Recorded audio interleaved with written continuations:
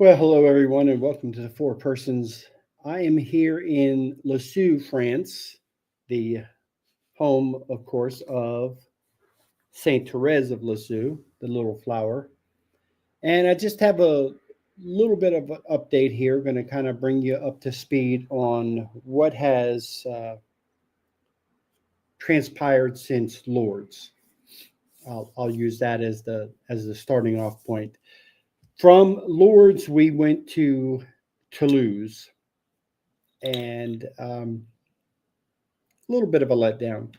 And I think part of that was just the hangover from leaving Lourdes.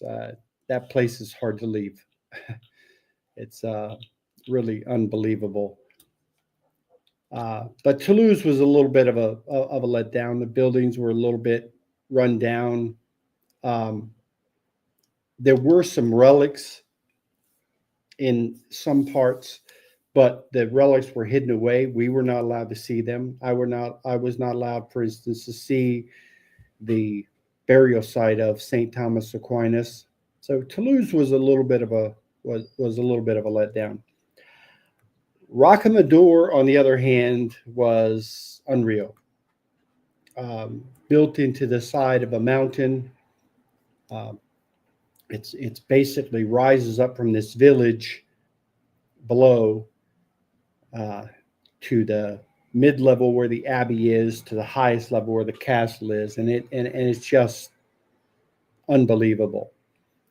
And Rocamadour got its name. Amador means he who loves, and it was a mysterious hermit who lived there around about the first century, and nobody knew where he came from. Nobody knew what his real identity was, but he was identified as a person who was full of love and full of charity. And he was this mysterious hermit that people would go to see from time to time. And then he disappeared, and nobody knew what happened to him. So he kind of melted back into the legend of the place until centuries later. I believe it was the 12th century, when they were doing some excavating on the site in the mountain to expand it, and they found the body of this stranger preserved within the walls. And putting two and two together, they found out that this stranger, this Saint Amador, as they called him, was none other than Zacchaeus, the biblical tax collector who climbed the tree to see Jesus because he was too short in stature. And lo and behold, Zacchaeus was married to Saint Veronica. And she, of course, is the woman who wiped the face of Jesus with the cloth that now bears his image. And then, of course, there was an image of Our Lady that was placed inside the chapel at the very top in Rocamadour. And over time, from the burning of candles before this image, there was that the image became black. It became known as the Black Madonna of Rocamadour. And many miracles have been associated with that image, with lighting a candle in that chapel before that image, which I did. And so it's considered one of the miraculous Marian shrines of France. And there is a mysterious bell with at the top of the chapel. It has no cable or any kind of rope or anything to make it ring. And yet it has spontaneously rung at different times during history to forewarn disasters at sea. The maritime disasters have been warned by this spontaneous ringing of this bell. And finally, in Rocamadour, Saint Bernard of Clairvaux penned the famous Memorare. Remember, O most gracious Virgin Mary, that never was it known that anyone who fled to thy protection, employed thy help, or sought thy intercession was left unaided. Inspired by this confidence, I fly unto thee, O Virgin of Virgins. Despise not my petitions, but in your mercy hear and answer me. Just one of the most wonderful prayers of all time. That was penned in Rocamadour. So was really a place that impacted me greatly. And from Rocamadour, we went to Perles-Monial. And the very interesting thing about Perles-Monial is we went to the two sites where Jesus actually appeared to Margaret Mary Alacoque, St. Margaret Mary Alacoque, and it is the place where she is buried, the Chapel of the Apparitions. And we celebrated Mass in the Chapel of the Apparitions, just as we had celebrated Mass in the chapel at Rocamadour. When Jesus presented the Sacred Heart devotion to Margaret Mary Alacoque, the biggest mainstay of that devotion is what's known as the First Friday devotions, and that is a set of promises, including final perseverance, to anyone who will go to Mass on the first Friday of 9 consecutive months and receive communion in a state of grace. That Jesus promises a number of promises, including reconciliation in their families and a number of other things. But the biggest is final perseverance in the faith. And if you don't know what final perseverance is, I would challenge you to look that up. But the incredible thing is that when we celebrated this Mass in this chapel where Jesus actually appeared to Margaret Mary Alacoque, it was, lo and behold, the first Friday of the month. Now, this is actually the 10th consecutive First Friday where I have attended Mass. I completed the First Fridays in September, and now using this as a motivation, I'll attempt to complete them again. I would complete them in June, and that would actually mean 18 consecutive First Fridays that I will have attended if I'm able to complete it. So I will have completed the First Friday devotion back to back. Later Friday, as if that was not enough, we went to Navarre's and we walked the grounds of Navarre's. We walked through the convent. We did the tour there, and we saw the exact room where Bernadette gave her testimony, the exact room where she died, the exact location where she died. And then we were able to visit the chapel, and I took a picture of the actual body of Saint Bernadette in repose, and I'll attach that picture to this article. Yeah, astounding. This saint died almost 150 years ago, and her body is still preserved. So Navarre's was just beyond overwhelming. From there, we went to Chartres, and Chartres is this magnificent cathedral with a few miraculous stories to it. And one of them is, let me see if I can find this image.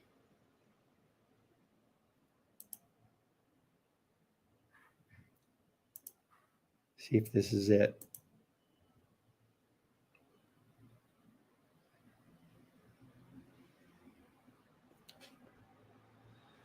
Okay, no, that's not it. Bear with me just a second here.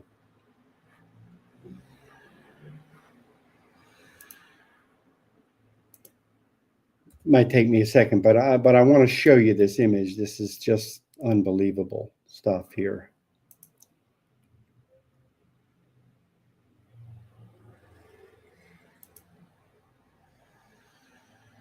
Okay. All right, so this should work now.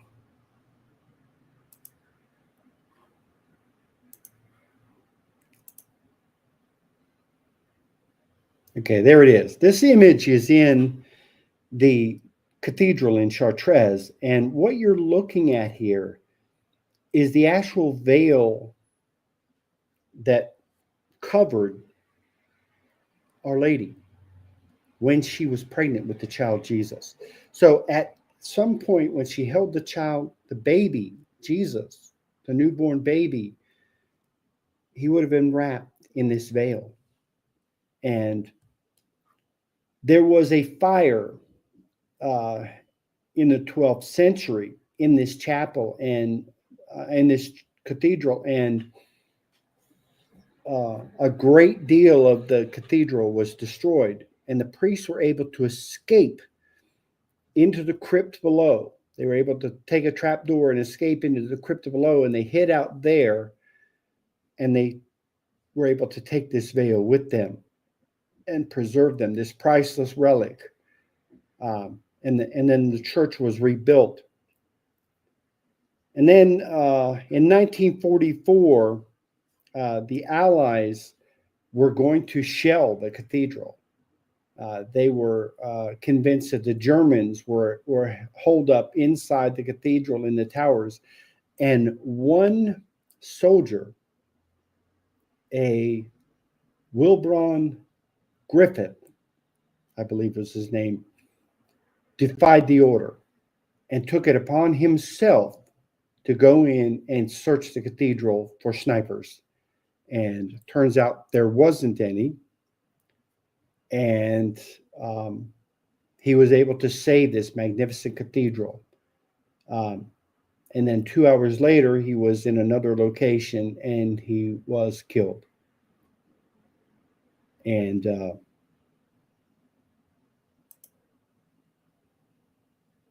right, so how do I exit?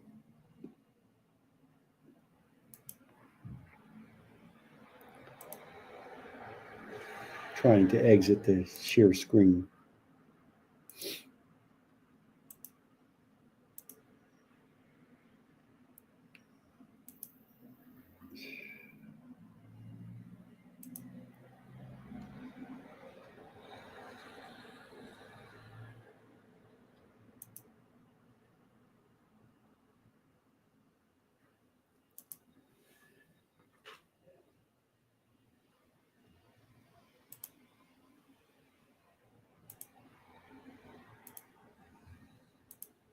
There we go.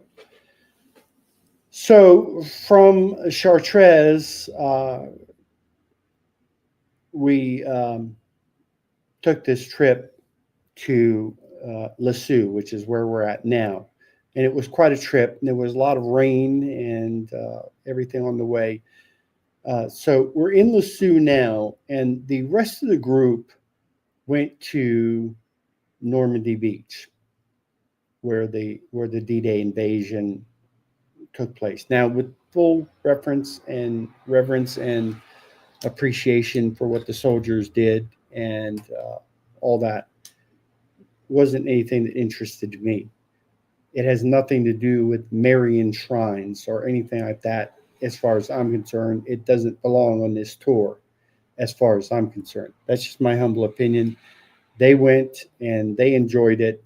I presume they'll be back here about 1 o'clock. It's about 10:30 here now, 10:30 in the morning, and it's about 4:30 back home on the East Coast of the United States as I'm recording this. But when they come back, we are going to go to Mass at the Basilica of Saint Therese of Lisieux, which is the second largest pilgrimage site in France behind Lourdes. And then we will tour the Basilica, we'll tour the convent and the community, learn all about the life of Saint Therese of Lisieux, who died at 24 years old. Then after we're done with Lisieux, tomorrow, well, not after we're done with Lisieux, but after we're done with today, tomorrow we will go to Mont Saint Michel site, one of the sites of the seven sites on the sword of Saint Michael, and it's this island magnificent island site dedicated to St. Michael. And then we'll come back and we'll spend the night in Lisieux again, and then leave for Paris. And at Paris, the big site is, we'll see the site of the miraculous medal, we'll see Notre Dame Cathedral, we'll see Eiffel Tower, and then and after 2 days in Paris, we'll pack up and return home. So this has been um, a very compelling and amazing pilgrimage. And the one saint who's come up over and over and over again, who's kind of been at the forefront of this whole thing, is, of course, Saint Bernadette and the experience of Lourdes. So just real quick review uh, where I've gone so far on this site from start to finish. On the 22nd, I left Dulles, the Hilton Hotel in Dulles, and took the shuttle to the airport. And after a long wait in the airport, flew out of Dulles International Airport, flew into Lisbon. And that was an all-night flight, like 7 hours.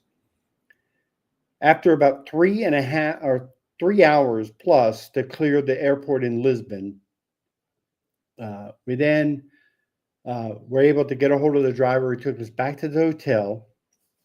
And after she took us back to the hotel, we did a tour of the city of Lisbon, including going to Mass at the birthplace of St. Anthony of Padua. I was not impressed with the hotel in Lisbon.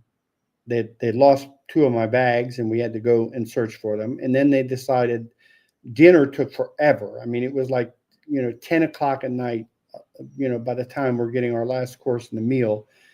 And then, of course, when we go to bed at 10 o'clock at night, they decide to start blaring loud music and do a light show. I was not impressed with the hotel in Lisbon. The next day, we went to Santarém and to the site of a Eucharistic miracle. And I had my picture taken at the very site with Carlo Cutis, had his picture taken when he visited the very same church where this Eucharistic miracle took place.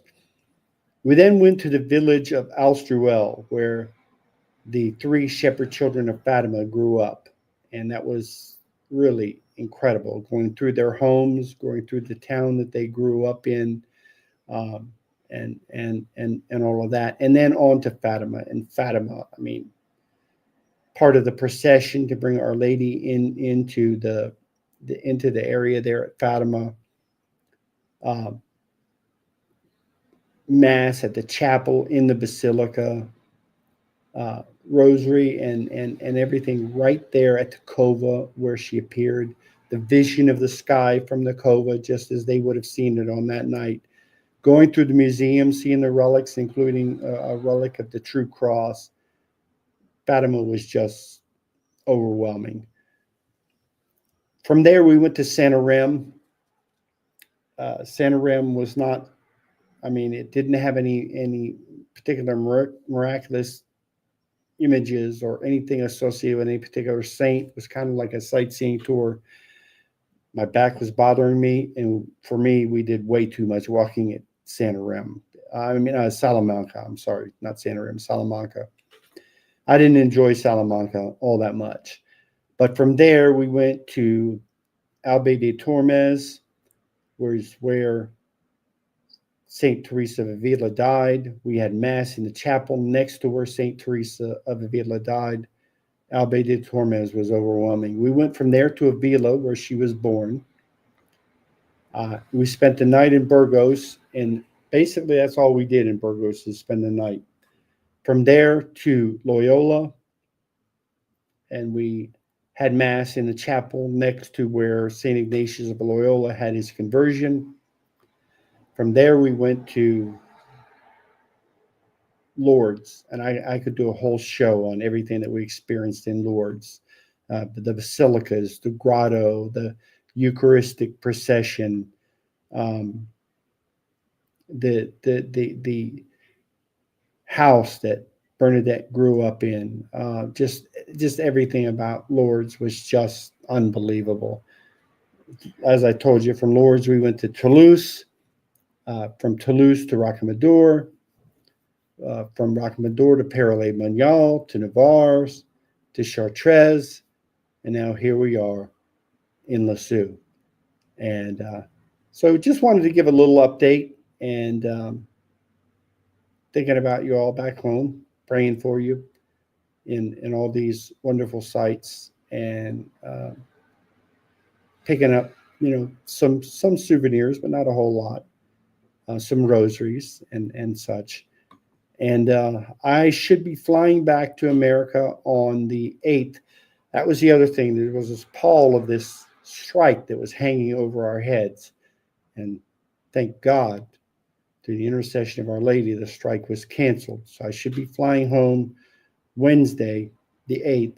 And I'm still planning on going to Wisconsin, to Our Lady of Champion, but haven't decided exactly how I'm going to do it. Am I going to try to drive out there? Am I going to try to fly out there? I don't know. I've got time to figure that out. So anyway, that's my update for now. God bless you, and have a wonderful day.